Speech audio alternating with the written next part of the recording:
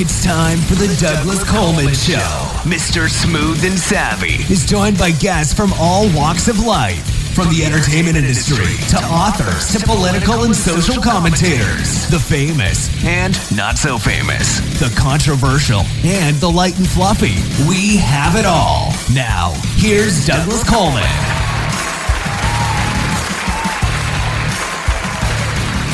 Well, hello there. Howdy, ho there.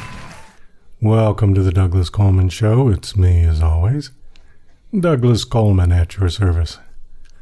We've got Kat Rambo here today. Kat is a writer and teacher. She has written part 3 of a trilogy called And the Last Trump Shall Sound. We had James Morrow on a few weeks ago, who wrote part 2, and Harry Turtledove wrote part 1. I think he'll be on the show later in December, I believe. It's a great interview with Kat. We get into all kinds of stuff, politics and the internet and how technology is changing the face of the earth, for better or for worse. We kind of look at both sides of that argument. So, stick around. It's a full show interview. We will be right back with Kat Rambo. You're listening to Mr. Smooth and Savvy right here on the Douglas Coleman Show. We'll be right back after these commercial messages. Hi there, this is Stuart Epps, record producer. This is my story about Elton John, working with him in those early years, going back to 1967 at Dick James, all the amazing tours, those first recordings, going through to Rocket Records. And it's an amazing story about his incredible rise to stardom and my part in that. So look forward to taking you on that journey. So here we go. Yeah, and to order this great audio CD, please just email me at stuartepps@talk21.com.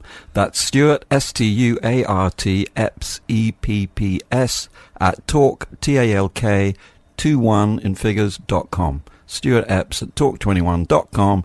Email me and I'll give you all the details for buying this brilliant audio disc. Thank you. Bye. DJC Music and DJC Productions are pleased to announce a brand new website. We have started a listing website for radio show hosts as well as potential show guests. This is a meeting site where hosts and guests can come together. Show hosts can list their show and types of guests they're interested in booking. Potential guests can list their talents, bio, accomplishments, or anything they feel makes them an interesting radio show guest. There are no recurrent payments, only a one-time $5 listing fee. Your listing will stay up until you decide to cancel. Previous guests of The Douglas Coleman Show are welcome to submit their guest listing free of charge. Go to radiohostsandguests.com. That's radiohostsandguests.com. Tired of living in a culture of lies, fake news, and alternative facts? The Pro-Truth Pledge reverses the tide of lies by calling on politicians, and everyone else, to commit to truth-oriented behaviors. The pledge asks signees to commit to 12 behaviors that research in behavioral science shows lead to truthfulness, such as clarifying one's opinions and the facts, citing one's sources, and celebrating people who update their beliefs toward the truth. Private citizens who sign the pledge get the benefit of contributing to a more truth-oriented society. Public figures get more substantive rewards for signing the pledge in the form of positive media and public recognition.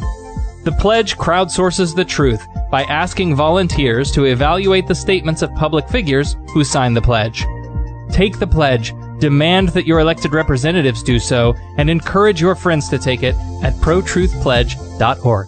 Are you an independent musician? How would you like to have your songs played on hundreds of radio stations just like the one you're listening to right now? Join MusicSubmit.com and we'll promote your music to radio stations and blogs in your genre. It's free to set up your account, and we guarantee your music will be considered for airplay by radio stations worldwide. Why not sign up today? It's free. MusicSubmit.com. Radio promotion for indie musicians. Hi, this is John Morgan, production supervisor for DJC Productions, and you're listening to The Douglas Coleman Show. Okay, please welcome to the Douglas Coleman Show, Kat Rambo. Hey, Kat, how are you?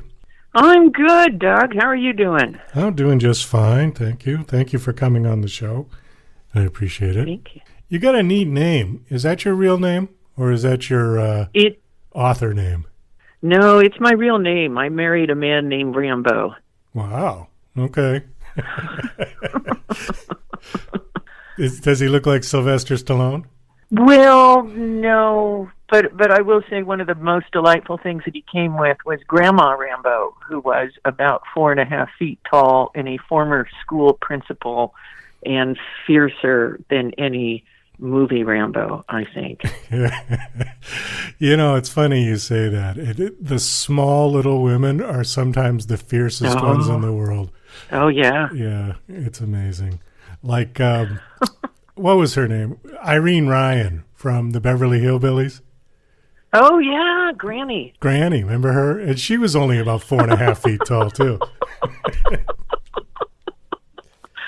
And stronger in character than any of them, I think. Absolutely. You know, and with her shotgun, she was unstoppable. That's right. That's right. So you got a book out.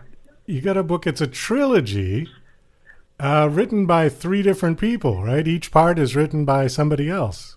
Yeah. It was a really odd project. Last year, Harry Turtle Dove came to me and said, hey, do you want to come play with James Marlowe and I? And we're going to do this thing where each of us writes a novella. And I was like, wow, that 2 very distinguished writers, that'll be super interesting. And what they didn't tell me was that Harry would write the first novella, and then James would write the second novella based on Harry's, and then they would pass off 2 incredibly disparate novellas and say, here you go, Rambo. Come up with something that will bring the 3 together. So I don't know if I achieved that. I will say they are 3 very different takes on politics, and I think they're all interesting. And I think James's is definitely the funniest of the lot. That can't be that easy because you've got boundaries to stay in, right? You've got to make the whole thing, the continuity right. Yeah, I did have to go through and take a set of notes and be like, okay, and I had actually kind of a parallel set, is that I had, here's Harry's timeline, and then here's what James did with the timeline after Harry, and then I also had to kind of, here's what I think might be happening in the world at the same time that would also play into events that would be fair game to pull on. So yeah, I read a lot of kind of what's the world going to be like in 20 to 30 years stuff, which was an interesting thing to do in 2020. Yeah. Well, we had James on several weeks ago, and he kind of gave us the premise of the trilogy, which is called And the Last Trump Shall Sound.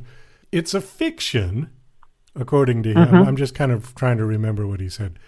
He said it's a fiction, but it's a fiction with Trump and Pence. Is that correct? Well, right. And actually, Trump has passed before the beginning of the book. And it's the one where Pence is actually, I believe, he's getting rid of term limits, and the West Coast says, no, we've had enough, and secedes. Okay, and right. that's the thrust of kind of Harry's, and it forms this nation called Pacifica that's made up of California and Oregon and Washington. Okay, you know, that's not that far away from reality. It's not that, yeah, yeah. I mean, California has had that on the ballot for some time, haven't they? Off and on about seceding or splitting California. Yeah, the idea's come up before. Yeah. Yeah. Okay, well, why don't you just tell us what you did? Kind of overview it. What I did, well, it was interesting to me that it didn't seem to me that Harry or James had tackled a particular aspect, that they were saying, okay, here's the West Coast is going to secede and it's going to turn into this liberal bastion of coffee drinking kombucha swillers, and that's fine. I mean, it was a lot of parody and that sort of stuff. But, a lot of people don't have the option of moving to the West Coast. There's a lot of people who are in the Midwest, who are in Kansas and what we think of the red states, who would be left behind by such an action and would remain in a system that really is not aimed at making them super happy. And it seems to me that right now, one of the things that's happening in politics is there's a lot of divisiveness. There's a lot of pitting people against each other along lines of race and gender and sexuality and all of this. And one of the things that gets ignored over and over again, and excuse me, I'm going to hop on my very liberal bandwagon right here, is that what's happening is you have basically the rich are waging war on the poor. That's what's going on in our country right now, and that is what such a government would lead to. And so my novella is somewhat depressing, but it is also, it focuses on the people who I at one point say, my hero who is in Seattle goes into the heart of darkness, Kansas City, Missouri, in search of the thing that he's looking for. And that is the thing that I felt, that's the thrust of my novella, is that I think it is important to remember that is the biggest aspect of politics, that it is not Republican versus Democrat. It is not black versus white. It is not men versus women versus, anything. It's the rich waging war on the poor. All right. Sorry. Thank you for letting me rant briefly. No, that's okay. That's not a new situation. That's been going on for thousands of years. Okay. And, the Bible talked about that. And I mean, this is not a new idea. No, not at all. What is interesting, though, is the solution, because socialism has been tried. It's failed essentially everywhere it's been implemented. And capitalism unchecked has certainly failed. All you got to do is look at the 1929 stock market crash and the Great Depression. And that was the time, the last bastion of true, pure, unregulated capitalism in this country. And then FDR put, the things in place that we still have now. Okay? Well, but many of them have been dismantled, I think. I mean, it seems to me that there's been, we talk about unbridled capitalism. It seems to me that capitalism has come into our government and tried to remove some of the rules and regulations. And we've seen, for example, this year, a lot of the environmental protections rolled back in a way that is worrisome. And we've just seen a lot of those rules taken away, and they seem to be a lot of the rules that were about protecting people. And I think that there are things that our government could be doing. So I personally think universal basic income would be a great thing for this country, and that it would be possible if some of the billionaires would be willing to not put their money on robot arms, but actually put it into people. And I think that healthcare definitely needs to be reformed tremendously. And I think there is some stuff going on in some European countries where they seem to have gotten the healthcare better, better than we do. And I don't know. I think that what is happening right now, though, is we keep seeing the values of community and friendship and education and science, all of those forces are getting smothered sometimes by all the kind of noise and furor of social media. There's a great deal of what? I know. I was agreeing with you. Oh, yeah. On the social media Yeah. part, because I think it's been more detrimental to politics than beneficial. Oh, holy cow. I agree with you. I think social media has been just, so bad in so many ways. It was better when people had to read a newspaper to find out what was going on. Yeah? Yeah, Yeah. There are. I mean, go ahead. I'm sorry. Well, my mother was a journalist, and I am a big believer in if you want to, not memes and phrases and talking points, but go and do some thinking about something before you talk about it usually. And that's not something that social media encourages.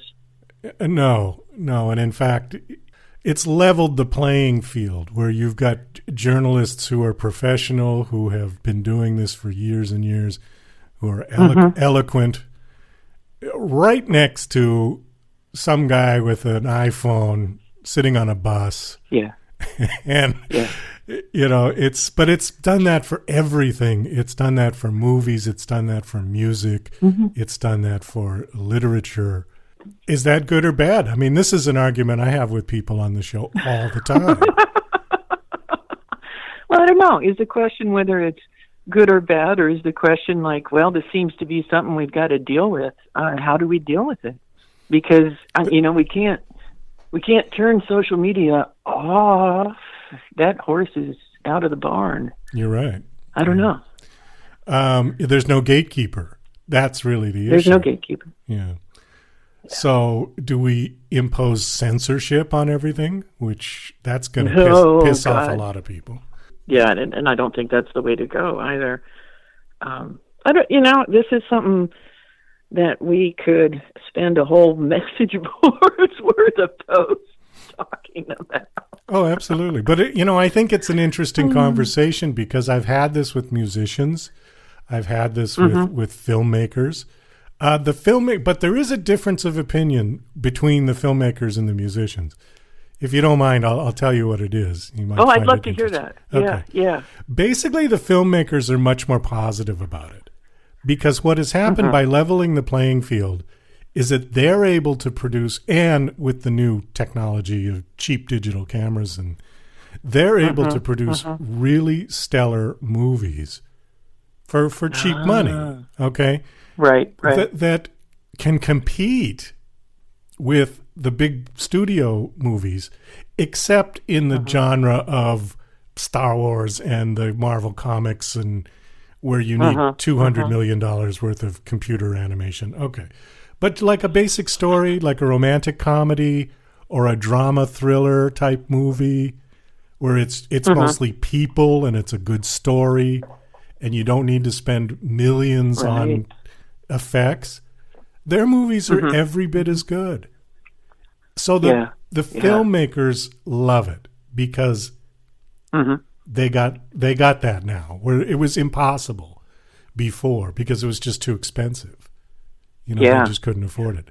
On the musician side, it's a little bit more mixed because the software and the distribution has gotten so cheap that now it's a double-edged sword, and the phrase goes, the good news is that anybody can create a song and put it out on the internet. And the bad news is that everybody can put out a song and put it out on the internet. Create a song and put it on the internet. So what happens is you get these really fine musicians having to compete with somebody who really has no business putting a song out because it's just crowding the pool. And so that's the bitch I hear a lot from musicians. Not all, but some. Well, it's interesting because in some ways that reflects some of the arguments that I hear getting played out in publishing fiction, and particularly in fantasy and science fiction, where you have sort of the traditional publishing route, and then you have the independent publishing route, which is quite lucrative for a number of people now. And I was the president of the Science Fiction Fantasy Writers of America, and one of the things that I worked at was making sure that we allowed the independent writers to qualify. You couldn't qualify before you had to be traditionally published. You had to be published by one of the big publishers, one of the big five now. And one of the reasons that I pushed for that was when we looked at it, and when I was looking at the independently publishing, some of these people were making a better living than the traditionally published people. In fact, a lot of them were. And they were putting out really interesting, good stuff, and they were doing cool things. And sometimes it was because they were writing something that a traditional publisher wouldn't touch. One person said, I wrote this whole book from the viewpoint of a villain, and it had gotten turned down by a number of traditional publishers who were just like, no, we don't think we can market it. And so, traditional publishing, you have to work with the marketing now. Yeah. So that means that, the independently publishing stuff was admittedly, huge amounts of crap. I mean, huge amounts of crap. But also some of the really cool shit was over there. Yeah. So do you think that the same holds true with the music? I mean, it seems like huge. I mean, are there gatekeeping forces in music that do the same thing as far as the experimental goes, or is music maybe more open to the experimental stuff? I don't know. Well, it depends on what you're doing, but when you reference the gatekeeper with musicians, because I'm a musician, I've been one all my life. Right. And you know who the gatekeeper is? Your parents, or your husband, or your wife, or your boyfriend, or your friends. But nobody has the cojones to tell you, hey, don't quit your day job. Because they don't want to hurt your feelings. They don't want to destroy your dream, But there is a certain level of competency that is needed for... Now see, this is where I get into arguments with authors. Because my opinion is that writing, although there's a creative process, is more of a skill that with practice you can get better. Oh, absolutely. Okay, with music, particularly with singers, you got to have the stuff to begin with, and then you can build on it. I have never, ever heard of somebody who came out of the gate and couldn't hold a tune, suddenly singing as wonderful as Ella Fitzgerald. It just doesn't happen. Right. You got to have it. That's in your DNA. It's a body thing, right? It's a thing about, the way that your vocal cords are shaped and your control over them. And you're just born with it. All of that. That makes absolute sense. Yeah. Similarly to athletes, I mean, there are kids that just can run and run and run and run and never get tired. And there's other kids that would run 20 feet and drop. I was that kid. I would run about 20 feet and just drop. And so then I said, screw this. I'm going back to my piano. And that's interesting to me because I teach writing, and that's always been one of the things that I tell my students is that honestly, if somebody is writing and thinking about writing, they're getting better at it, and I would be having to give them bad advice in order to kind of prevent that. And I actually hit at one point a student where I was like, okay, this guy is just not getting better. It's been, he's taken multiple classes with me. I've seen him at other workshops, and he's been working, and he's not getting better. And then the next year, he sold a trilogy of books in traditional publishing. And so, it did finally kick in, and my faith in that was restored.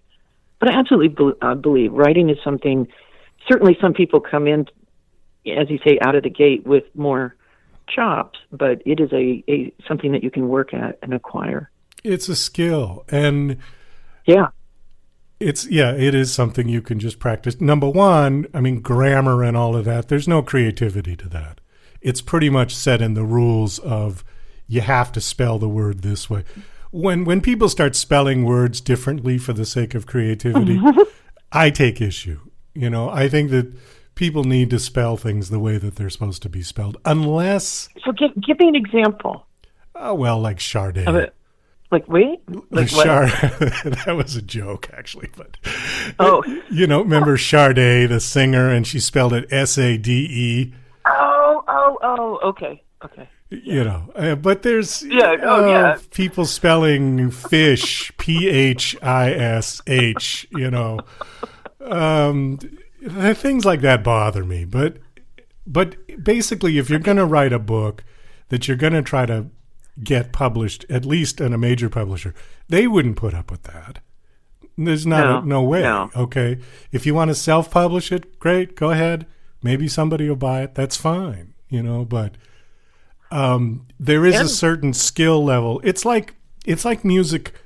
That musicians take music theory, okay, which is the sort of the science end of the music, the mathematics side of it. Okay, I was terrible at music theory. I failed it, and yet I could sit at a piano and play just about anything if I heard it. So the Beatles and all the great bands, they didn't know it. The Beatles always said, "No, we don't read music. We just, we just got it. We just do it."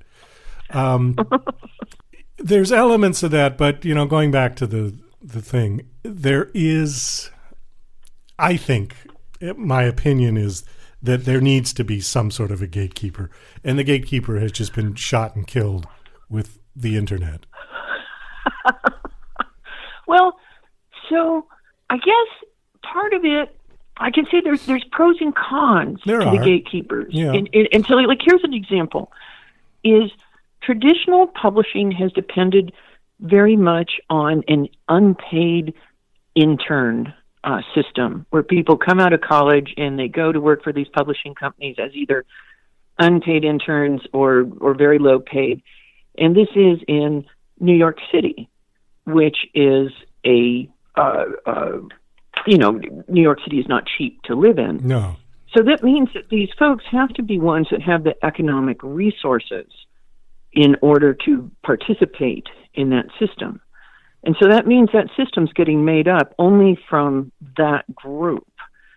And I would think that publishing would benefit from having a wide range of outlooks. I mean, at least when I was managing at Microsoft, I found that teams where I had different outlooks or different skill sets, kind of a diverse team, they did better. And I would think that publishing would do better. So that's an example of kind of gatekeeping as a negative. As a negative, right. And I believe that's true. On the other hand, the positive side is that you could get runaway crap forever if you don't have a gatekeeper. Absolutely. I think there is a happy medium somewhere. The one thing I will say about the positive side of the internet generally is that the DIY environment is wonderful. And oh God, yes. Yeah, and if you can get to a certain point with it, with your social media, then you can kind of move into the next step. Like there are these sort of unwritten goalposts that if you get 10 million views on your music video, you will be offered a record deal.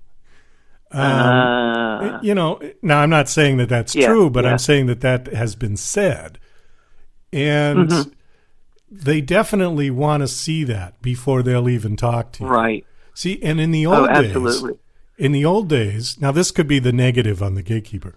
In the old days, before social media, record labels might take a chance on an artist that they believed in. Right. Without any sort of, where you have no following whatsoever and you come in basically cold. They discovered you in some little dive cafe in the, in the ghetto or something. Yeah. And they thought, this person's awesome. So they take them by the wing and, they put them out there, right? Right. Okay, they won't do that anymore. That doesn't happen. Yeah. I've rarely heard of that ever happening. You've got to establish a following on your own first. Okay. Is that good or bad? I certainly don't think. Well, see, you can argue it both ways. Both ways, right? Yeah. the same, because I know this has happened again in publishing, is now they're looking at authors and they're saying, do they have a social media platform? Do they have followers? Do they have, and they're factoring that into their decision now. Sure, right? because it's it not equates to the money. only thing, but it's what? I said it equates to dollars and cents for them. You know, if you've got 200, 300,000 followers on Twitter and you put out a book. Holy cow. Yeah. That means sales. Yeah. And that's totally true.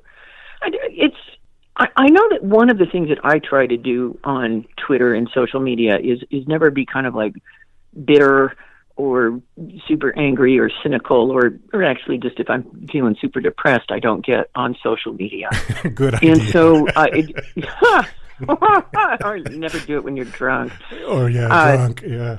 But to a certain extent, this is something that a writer constructs, right? It's all about branding, and so it's all about you create your personal brand. Right. And I think in many ways that is a huge distraction. And I think that can be something, certainly writers are given to procrastination, and this is just one more alluring, shiny thing that they can, put time instead of words into. And so I think, I think at least for me as an artist, I have to be careful with social media. Does that make sense?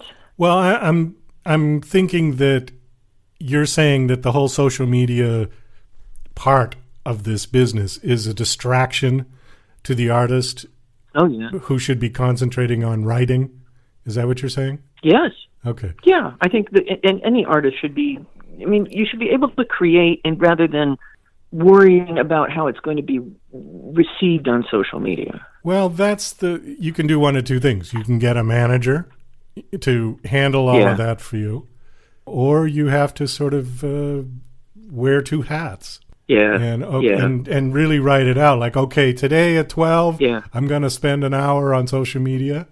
And then at 1, I'm going to eat my lunch. And then at 2, I'm going back to the computer to write. Yeah. You have to have a little discipline about it. Yeah. But some people are innately better at, or at least they can get, it's a skill, right? But some people are better and more comfortable with social media. Some people are just like, here's some, pictures of my cat and my hamburger, and here's the traffic sign I just saw. And they like to put it all out there. And then there's other folks who are just like, my life is private. You know, I know I have had friends who've had issues with stalkers, and they don't want to put information out that's going to let people find them. Oh, I agree. Yeah, I absolutely agree. I already had somebody set up a fake Douglas Coleman Show account on Instagram. Yeah. And I couldn't believe it. I said, are we really that famous already that somebody's actually putting up a fake account? Well, it's how you know you've made it. They're putting time and effort into it. Yeah, Paul McCartney said something funny. He said, you've made it big in the music business when you have to pay somebody else to sing your own songs. That's about right, Kat, we got to wrap this up. Unfortunately, we just kind of blew right through our time here. My guest is Kat Rambo. The trilogy is called And the Last Trump Shall Sound. Do you have a website, your own website, or anything you want to give out? I would love for people to come. You can follow me on the Twitters as Kat Rambo, and I do post pictures of my cat, Taco. Or my website is catrambo.com. And if you're interested in learning more about the classes, I get lots of other writers participate in that as well. Super. Yeah. Oh, thanks so much for coming on. This was a nice conversation. Best of luck. Thank you.